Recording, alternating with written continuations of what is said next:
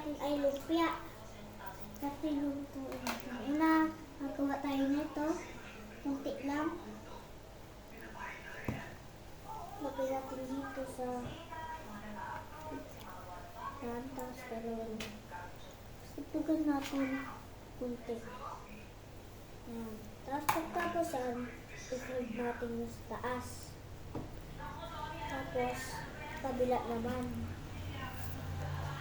At yung kanan. Ayan. Pag natapos, pag na-fold na yung dalawang yan, tatlo, at pagkatapos naman yan o. Tapos, pagkatapos naman yan. Tupit-tupit na yun. Yan.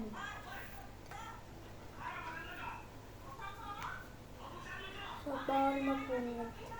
Ito. Sunod, nilutuin natin yung lumpia. Okay?